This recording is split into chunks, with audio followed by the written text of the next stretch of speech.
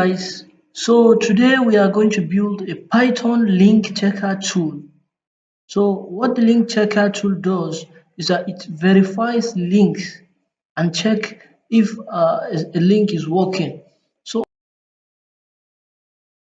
So right in, as you can see, this is our link checker code written in pure Python. So we are, as you can see, we are importing the certain libraries we need, and we have a list of links here, and this is a code. And what basically this code does is that it takes in a link, it tries to visit the link, and it scrolls it.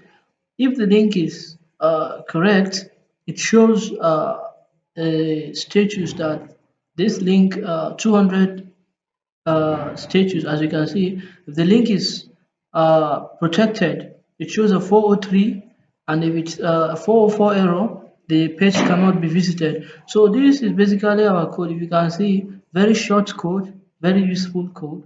So let's play this code and see. We have 12 links here. So as you can see, it's trying to crawl our links. And yeah, we have a link here. The first link, it's redirected to another link, but it's successful.